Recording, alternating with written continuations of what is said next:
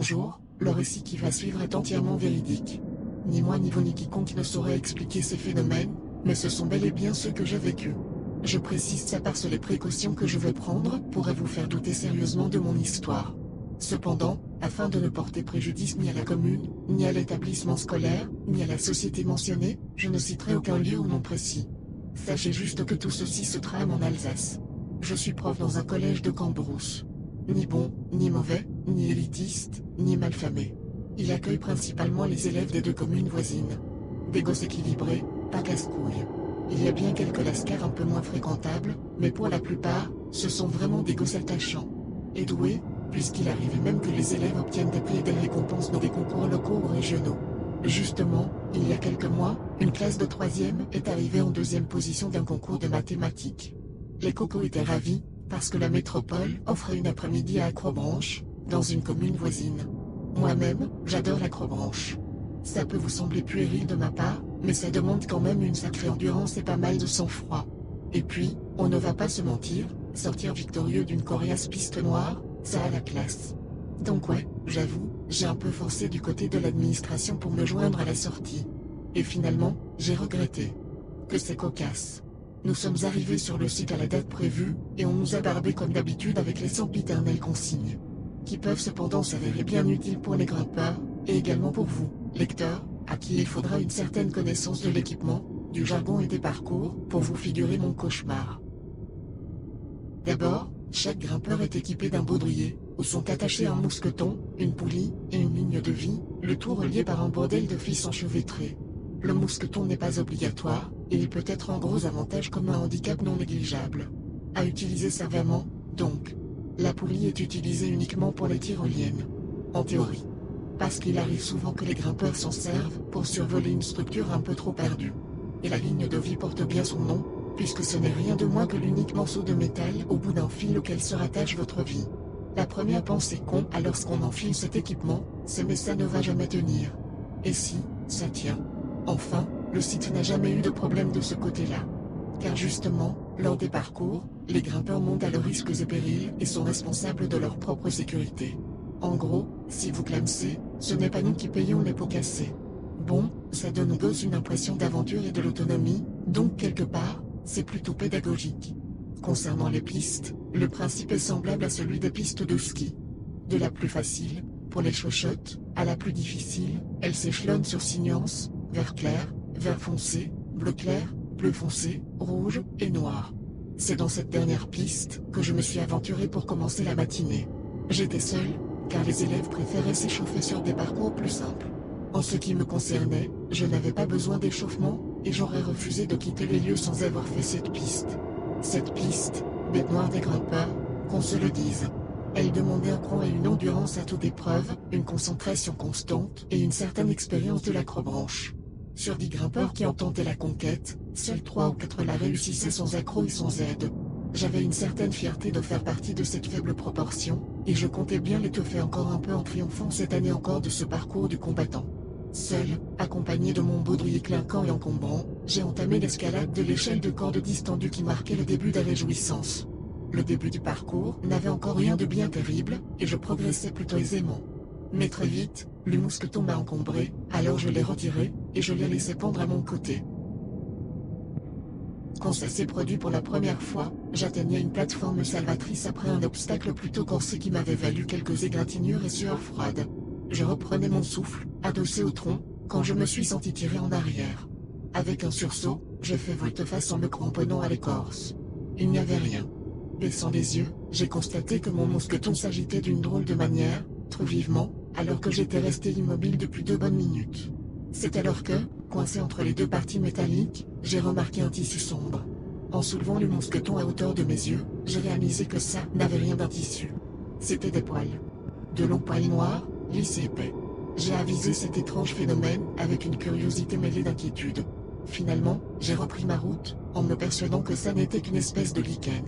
Le phénomène s'est produit 2 autres fois, toujours de la même manière. Comme les plateformes étaient circulaires, ça venait toujours du côté auquel je tournais le dos. Et, chaque fois, je retrouvais les étranges poils accrochés au métal. J'ai fini par ranger mon mousqueton, le coinçant dans mon baudrier. Car, Malgré mon côté cartésien, je commençais à penser que quelque chose s'agrippait à mon mousqueton et cherchait à me faire chuter. Raconté de cette manière, ça peut paraître complètement exagéré, mais il faut bien vous figurer que j'étais seul et raté, dans un parcours à plus de 20 mètres du sol. N'importe qui aurait commencé à psychoter. Alors que je progressais entre les arbres, j'essayais de me la jouer davantage Scully que Mulder. Rien ne m'indiquait qu'il s'agissait réellement de poils. Ça aurait tout aussi bien pu être une plante, comme du lichen, dans laquelle mon mousqueton se serait coincé à plusieurs reprises. Ça pouvait aussi être tout simplement des déchets que des grimpeurs avaient jetés là. Le seul risque que cette chose présentait pour moi était de me déséquilibrer alors que mon mousqueton se bloquait. Et de toute façon, à partir du moment où j'ai raccroché mon mousqueton, plus rien ne s'est produit. Jusqu'à un certain moment. Le moment où je me suis rendu compte que je ne reconnaissais pas les épreuves, et qu'elles devenaient de plus en plus délicates. Et que certains câbles, planches et autres structures étaient disposés de manière carrément dangereuse. Le moment où je me suis rendu compte que je n'étais plus dans la piste noire. À cet instant, mon premier réflexe a été de m'arrêter sur une plateforme et d'examiner le câble qui supportait la ligne de vie. Ce morceau de métal ne quittait jamais le câble prévu à cet effet. C'était fait comme ça, c'était pensé comme ça, et personne n'y pouvait rien. Ce câble allait du début à la fin du parcours. Or je devais bien me rendre à l'évidence que la ligne de vie était toujours là, bien accrochée, sans défaut. Les pistes étaient par ailleurs bien délimitées, ainsi, je n'arrivais pas à comprendre où je m'étais planté. Le fait était que je devais être sacrément loin du site, puisque je n'entendais plus les cris et les rires de mes élèves. Et, à l'accoutumée, toutes les pistes se croisaient à un moment donné. On était toujours capable de voir les autres parcours en contrebas. Mais là, rien. J'étais seul, accroché à mon tronc par ma ligne de vie, sur une plateforme branlante. Mon perchoir était effectivement instable, aussi j'ai pris la décision de continuer jusqu'à la plateforme suivante, que j'apercevais sans mêle entre les arbres, pour lancer mes appels au secours.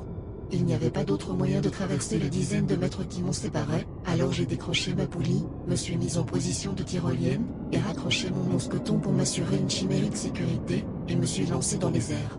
Mon baudrier a enserré mon ventre. Mon corps s'est arrêté brutalement au milieu de la tyrolienne. Le souffle court, j'ai jeté un regard circulaire autour de moi. Et j'ai étouffé un juron. Le câble de mon mousqueton et de ma ligne de vie s'était emmêlé au-dessus de ma tête. Tendant les bras pour défaire le nœud, je me suis calé au fond de mon baudrier. Sauf que, pas moyen d'atteindre les câbles. Mon bras était trop court, ma ligne de vie trop longue, je n'en savais rien. Gigotant dans une position inconfortable, j'ai forcé sur mes muscles pour me grandir, mais ça n'était pas suffisant. À bout de force, je me suis laissé retomber dans mon baudrier. Et maintenant, ai-je songé? Ce parcours était définitivement mal foutu. Il ne respectait pas les normes de sécurité, les dimensions étaient mal calculées, les épreuves semblaient trop inhumaines. L'idée m'a effleuré de m'être aventuré sans le vouloir dans un parcours en construction. Sauf qu'il y aurait eu un écriteau de mise en garde. Que je n'avais pas vu? Ça ne tenait pas debout. Enfin, s'il y en avait une qui ne tenait pas debout, à cet instant, c'était moi, avachi dans mon baudrier, coincé à 20 mètres au-dessus du plancher des vaches. J'ai compté mentalement 10 secondes avant de me mettre à pousser des cris. Je ne suis jamais arrivé à 10. Je me suis figé tout entière à 6 ou à 7. Là-bas, entre les arbres, immobile. Quelque chose me fixait.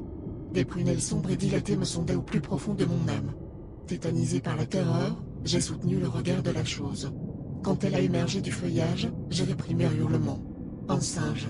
Un de ces gros singes araignées, aux membres longs et difformes, surplombant les branches. Je n'osais pas émettre un seul son. D'un curieux mouvement élastique, l'animal est monté en équilibre sur le câble qui me soutenait. Progressant avec agilité, il s'est glissé jusqu'au niveau du nœud.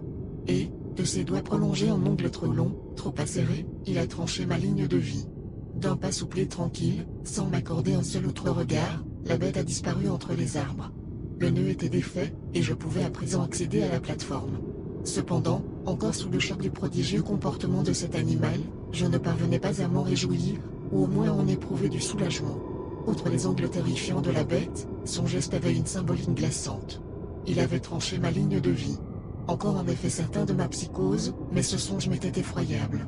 En atteignant la plateforme, j'ai décroché le mousqueton. Il était couvert de longs poils noirs, lisses et épais.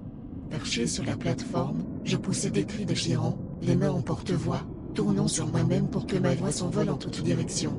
J'appelais un à un le nom de tous mes élèves, des collègues qui accompagnaient la classe, des animateurs du site, sans obtenir aucune réponse. J'avais alors effectué un tour complet sur moi-même. J'ai voulu hurler, mais ma voix s'est éteinte au fond de ma gorge nouée.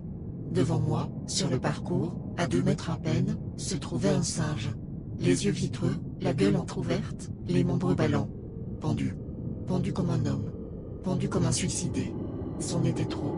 Avec des gestes frénétiques, j'ai décroché mon mousqueton, desserré mon baudrier, et envoyé valdinguer mon équipement dans les arbres.